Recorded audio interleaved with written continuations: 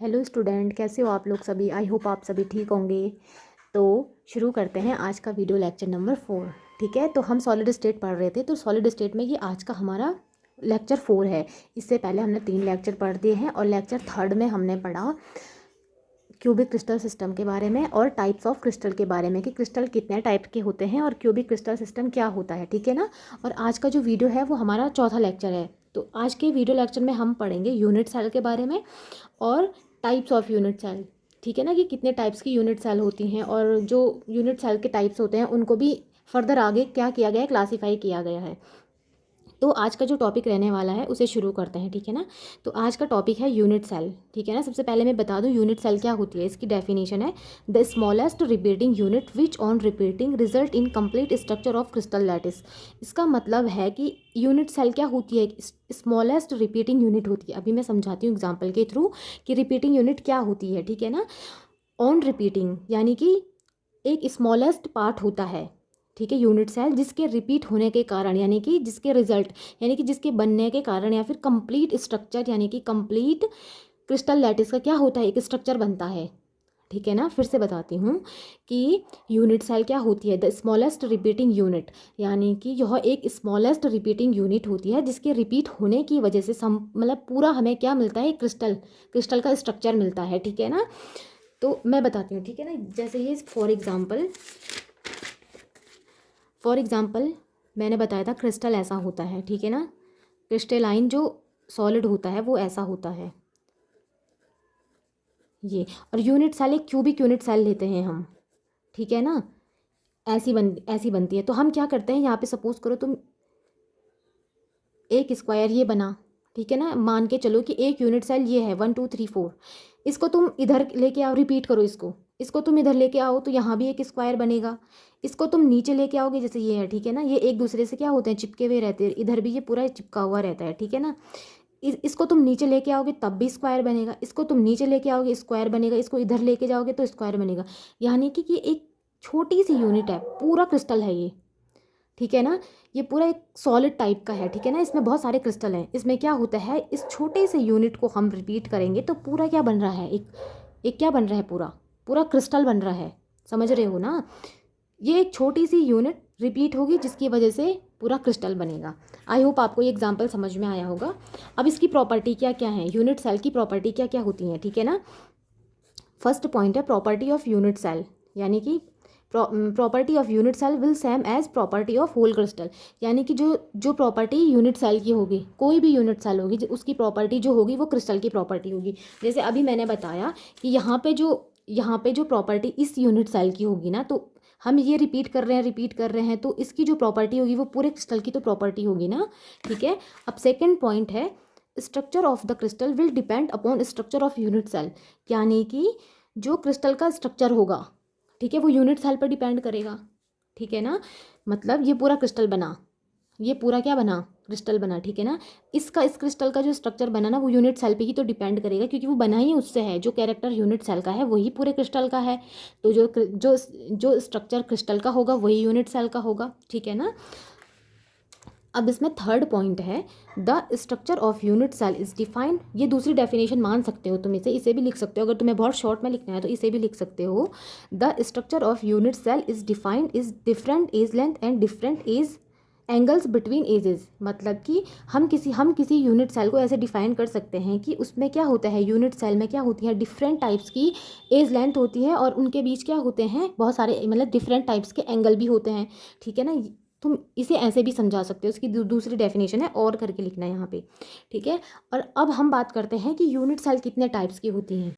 अब हम सेकंड पढ़ेंगे टाइप्स ऑफ यूनिट सेल। ठीक है, कि यूनिट सेल कितने टाइप्स की होती हैं। तो 2 types of unit cell. Unit cell क्या होती हैं, 2 टाइप्स की होती हैं। ठीक है।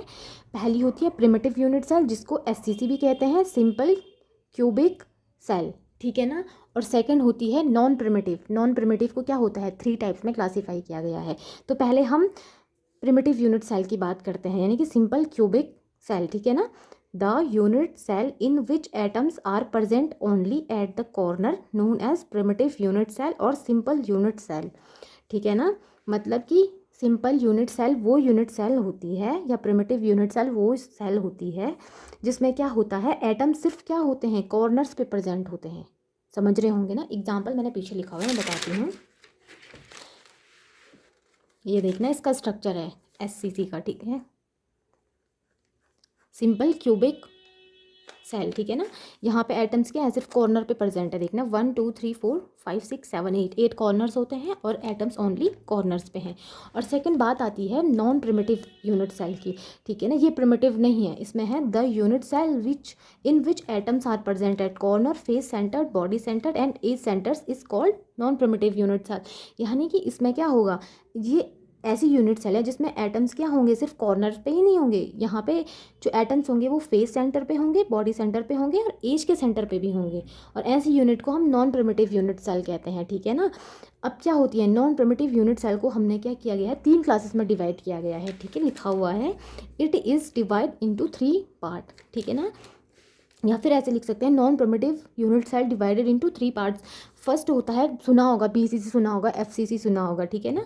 तो फर्स्ट टाइप है BCC यानी कॉर्नर प्लस बॉडी सेंटर। यानी कि यहाँ पे एटम्स, यहाँ पे देख के ही समझ में आ रहा है कि जो एटम्स होंगे वो कॉर्नर पे होंगे और बॉडीज के सेंटर पे भी होंगे। ओके, तो इसका फुल नेम है body centre cubic unit cell. Okay, अब है एटम्स इन BCC, इसको शॉर्ट फॉर्म में BCC कहते हैं, body centre cubic unit cell, ठीक है ना। Atoms in BCC at corners and body centre, simple, ठीक है ना। यहाँ पे क्या है, कॉर्नर्स पे है 1 2 3 4 5 6 7 8 और एक बॉडी के सेंटर पे होता है, ठीक है, ये BCC होता है। ओके, आई होप आपको समझ में आ रहा होगा। अब सेकंड है इसका कॉर्नर प्लस एज सेंटर।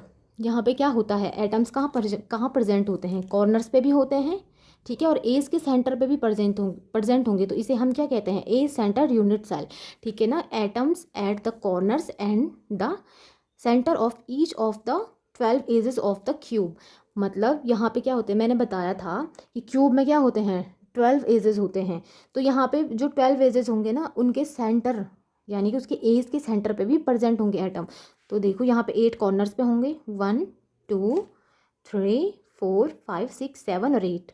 और एजेस क्या होती हैं, ये वाली एजेस होती हैं, ठीक है ना। ये पूरी 4 5, ये 1 2 3 4 5 6 7 8 9 10 और 2 इधर की, 4 ऊपर की 4 नीचे की, ठीक है, 4 और 4 8 8 9 10 11 12 एजेस हो गई, ठीक है ना। तो 4 8 हो गए तुम्हारे कॉर्नर्स पे, ठीक है, और एज के सेंटर एक यहाँ पे है, एक एज है इसके सेंटर पे, यहाँ पे इसके सेंटर पे, इसके सबके सेंटर पे देख रहे होंगे तुम, पूरे के पूरे क्या है 12 एज के सेंटर पे भी क्या है एटम्स प्रेजेंट है। तो इसे क्या कहते हैं हम, एज सेंटर यूनिट सेल।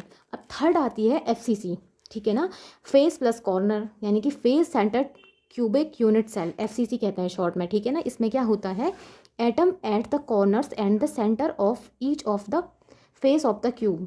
इसमें क्या होते हैं, एटम्स कहाँ प्रेजेंट होंगे, कॉर्नर्स पे तो होंगे ही और फेस के सेंटर पे भी होंगे, यानी कि 6 फेज होते हैं तो उसके सेंटर में भी होंगे।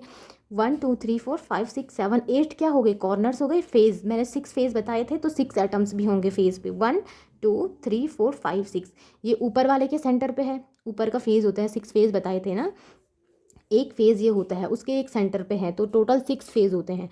तो 1 2 ये है लेफ्ट वाले फेस पे, ये राइट वाले फेस पे, ये ऊपर वाले फेस पे और ये नीचे वाले फेस पे। ये आगे का भी है एक फेज, एक आगे की साइड एक फेज होगा और एक पीछे की साइड जो फेज होगा उस पर प्रेजेंट होंगे। तो टोटल क्या होंगे यहाँ पे, जो 6 फेज हैं उनके सेंटर पे भी होंगे। आई होप आपको यूनिट सेल का कॉन्सेप्ट समझ में आया होगा और टाइप्स ऑफ यूनिट सेल, ठीक है ना। अगर आपको समझ में आया तो मेरी वीडियो को लाइक करें, चैनल को सब्सक्राइब करें एंड शेयर करें।